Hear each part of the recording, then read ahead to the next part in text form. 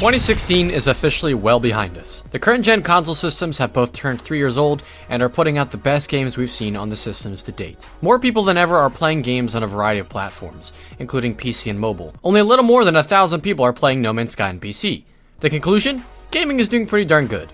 And it's for that reason that we must once again arbitrarily put together an arbitrary list of arbitrarily good Oh, apparently Total Biscuit beat us to that. Huh. Well, of course he did. He has like millions of subscribers. Well, we're still putting together a list of the best games of the year, just not as arbitrarily. But first, let's dive into some rules. All games on this list were released in the year 2016. Second, all games on this list were released in a somewhat finished state. Oh, sorry, No Man's Sky. Eat your heart out. And thirdly, I played every game on this list to some capacity. That's why you won't see games like No Man's Sky on this list. So without further ado, let's proceed to the honorable mentions. And just to reiterate, One Man's Lie will not be featured. Sorry, I'll turn on the jokes. The Witcher 3, Blood and Wine. Calling this just an expansion would be a massive disservice to the size and quality of what Blood and Wine really is. It builds and improves upon the already great gameplay of Wild Hunt while adding tons of new content and arguably the series' best setting to date. It is an essential expansion for owners of The Witcher 3. Dark Souls 3. I only got into the Souls series this past summer, so I certainly would have played this game had I had the time.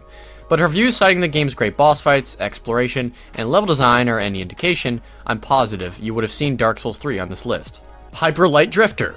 Speaking of Dark Souls, this game is almost the perfect 8-bit equivalent of that. Sporting a wonderful pixel art style, challenging combat, and an awesome soundtrack, this is certainly one of the most notable indie games of the year. Inside. This was a mercifully brief 2D platformer that was anything but merciful. All the puzzles are deliberately put and creatively designed.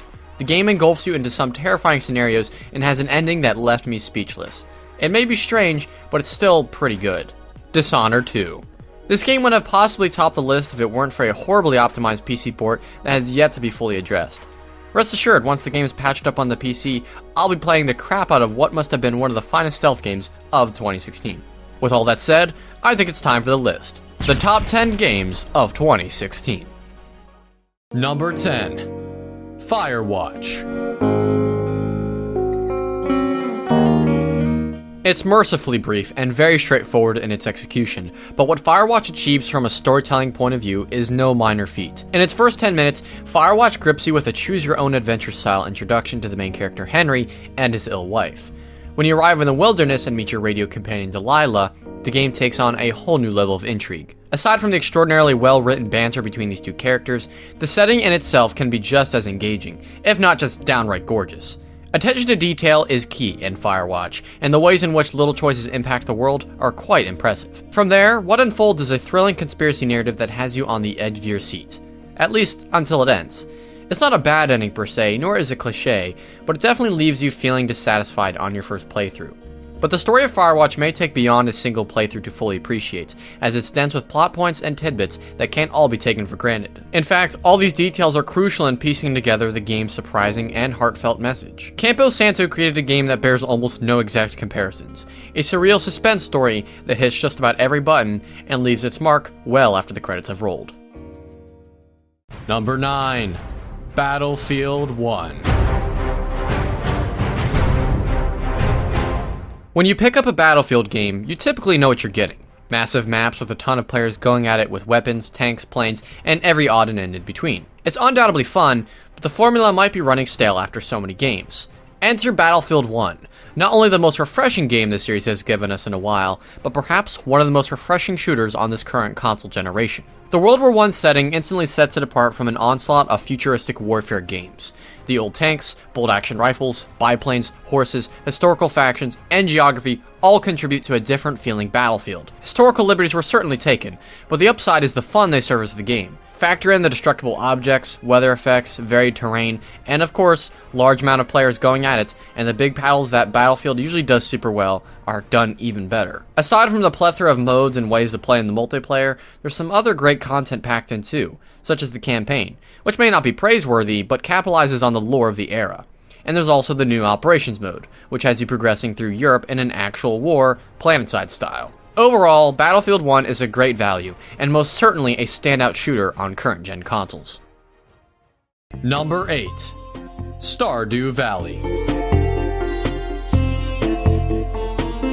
At first glance, Stardew Valley may just be another run-of-the-mill farming simulator with nothing special in mind. But after enough investment, I've come to discover that Stardew Valley has way more personality than basically any other farming game. This is an RPG that challenges you to slowly but surely expand your very own farm and rebuild a community distraught by the struggles of life. All with good vibes, of course. And indeed, the game always succeeds in instilling a good mood with a wonderful soundtrack, beautiful art design, and a whole town of fun and quirky characters.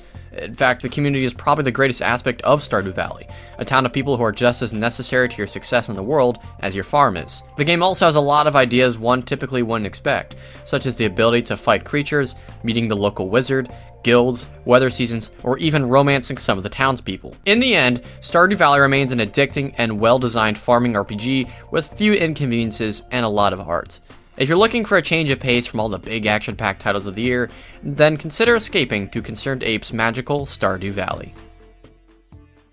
Number 7. Watch Dogs 2. The first Watch Dogs promised an immersive, fully interactive hacking open world, but only managed to deliver an empty-feeling Chicago and an overly serious storyline with forgettable characters. Ubisoft could have simply followed the same exact design for Watch Dogs 2, but thankfully, the sequel is a genuine attempt to create a superior game. Everything about this sequel feels like a complete 180 from the first game, especially the story, which is ultimately a massive parody on internet culture. At its worst, it goes a little too far and feels dumb. But at its best, it's dead on in its satire and says something meaningful. Better yet, it's filled with a cast of compelling characters led by charismatic cool guy hacker Marcus Holloway and the weird and wild characters of DedSec. However, this narrative finds itself best in the open world of San Francisco, a setting that feels alive and persistent, buzzing with NPCs that react in realistic ways to the player's shenanigans. But the very magic of Watch Dogs 2 is in the player's ability to react back. The amount of hacking options aren't limitless, but there's certainly a ton more ways to cause mayhem than before. The addition of the RC car and drone are probably the most welcome additions to the game, expanding the way in which you approach missions, puzzles, and yes, even selfies. There's still some throwaway side content here and there, and a general feeling of repetition, but the game packs in so much fun, it's hard to say it isn't worth it. Overall, this is Ubisoft's best open world game since Black Flag, and that really says a lot. Number 6. Deus Ex: Mankind Divided. It may be far from a perfect game, and a lot of people were pretty disappointed with its launch, but for everything Mankind Divided gets wrong, it gets 10 more things right.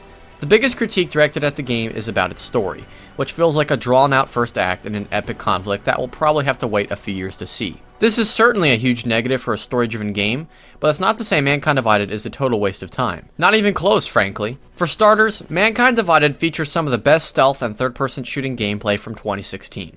For once in a stealth game, the non-lethal approach feels as rewarding and as balls-out fun as an all-combat approach, largely due to Adam Jensen's new augmented abilities. The level environments are packed with detail and designed to near perfection, allowing multiple approaches to a situation every single time. In that, Mankind Divided probably offers the overall best gameplay loop of the year. And yeah, the story isn't great, but the obscene amount of world building and fantastic side quests are not to be overlooked.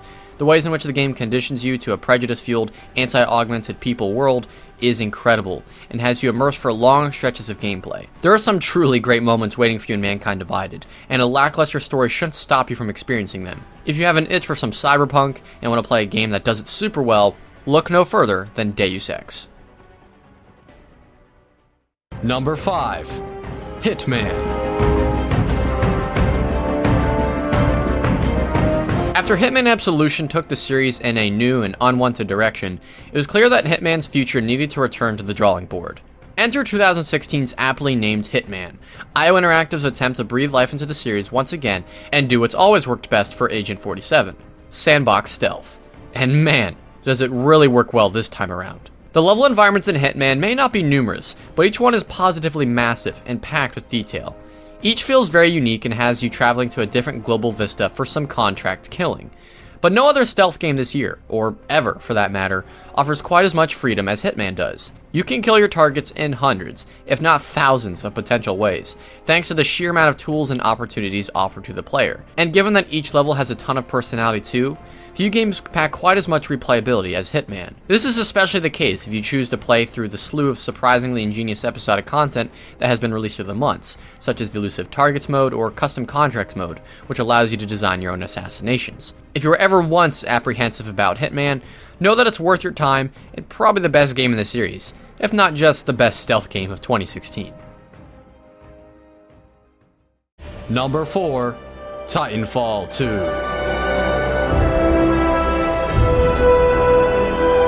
Here's a game that was unfairly jammed between the release of two juggernaut shooter franchises, a decision that sadly sabotaged the game's potential player base. It's a damn shame, considering Titanfall 2 is a much better game than the original. The newly added campaign of Titanfall 2 starts out like any other shooter campaign might. You're briefed on the conflict, some characters are shown, and then the usual military action ensues. But Titanfall 2 quickly deviates from the norm the moment it introduces your Titan companion BT. From there on, the campaign is filled with thrills, epic battles, superbly designed levels, and a whole lot of heart. Of course, the appeal of Titanfall 2 wouldn't be as long-lasting if it weren't for its multiplayer mode. Aside from being packed with more unlocks, modes, and maps than ever before, the gameplay alone is super fun. Through some mobility and basic twitch shooting mechanics, pilot gameplay feels like a faster, more expansive Call of Duty, while the Titans emulate something similar to an FPS MOBA. Blended together, Titanfall 2 is one of the most dynamic multiplayer experiences in recent memory. What Respawn did with Titanfall 2 not only ensures a future for the franchise, but gives hope that the current game's numbers can grow to the amount it deserves. After all, Titanfall 2 deserves all the love it can get, as it is one of the most underplayed surprises of the whole year. Number 3. Overwatch. Before this game came out, some probably would have argued that the time of the arena shooter has come and gone. But thanks to Blizzard, Overwatch is ushering in a new generation of arena shooters that are surely on the way. What so many new shooters of this type fail to do is give players something that feels unique, something that goes outside of the box, yet you feel compelled to play it all the same. That, along with many other reasons, is why Overwatch has done so well. The game's massive roster of playable characters is surely nothing to scoff at, but even more remarkable is how different, yet accessible, each character feels. Whether you're battling it out in the game's control, assault, or escort modes, you're bound to find yourself in a scenario where your character's unique abilities and strengths can be of service. And while every character feels fun and unique in their own regard, Overwatch's greatest aspect is in its emphasis on teamwork. This alone is what turns the last few minutes of an average game of escort into a heart-pounding push to victory. The popularity of Overwatch alone would earn it Game of the Year on any list, but at the end of the day, some of the game's recurring balancing issues and awkward design of a few of the maps hold it back from absolute greatness. Regardless, Overwatch is a game I'll be playing for years to come. Number 2. Doom.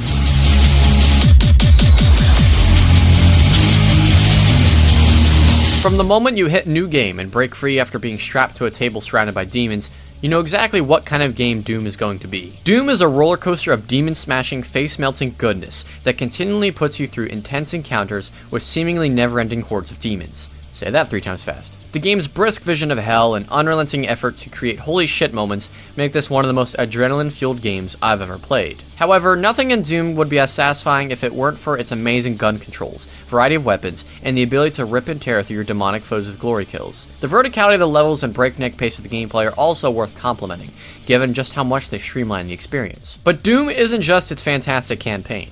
In fact, there's an innocent but fun multiplayer mode, arcade mode for all the levels, and a snapmap mode that allows you to build and play through player-created maps with other players. All in all, Doom is the best thing to happen to the FPS genre this year, and an unforgettable shooter with tons of replayability. This is a trip to hell you don't want to miss. Number 1. Uncharted 4: A Thief's End.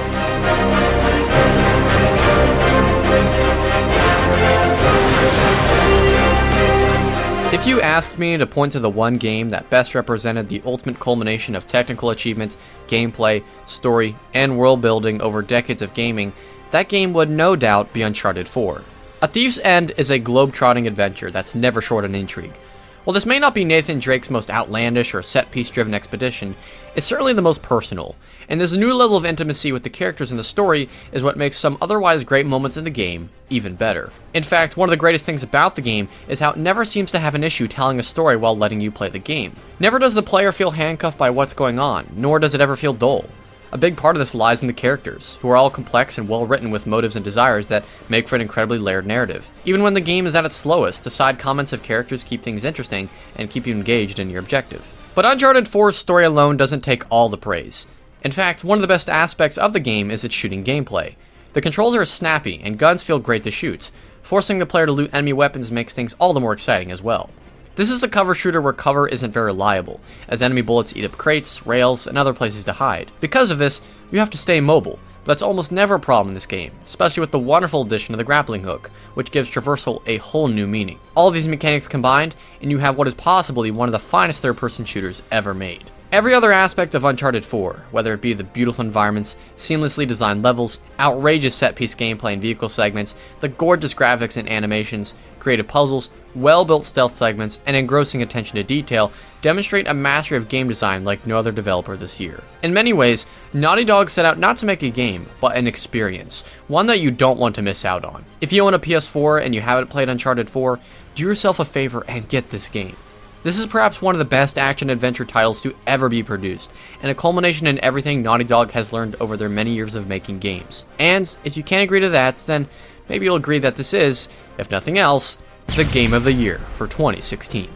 Ladies and gentlemen, that was my list. It was a pleasure to count down my favorite games of the year, and I want to thank the industry for delivering another great year of games. I hope we're all looking forward to what looks to be another exciting year for video games, as I'll probably be here in 12 months to do the same exact thing I just did now. So on that note, I want to thank you all for watching. Check out my other videos upcoming and prior to, and stay tuned for my most anticipated games of 2017, along with a lot of other awesome videos I think you should totally subscribe for. So that's all I gotta say, folks. Thank you all for watching one last time, and I'll be seeing you all later. Peace.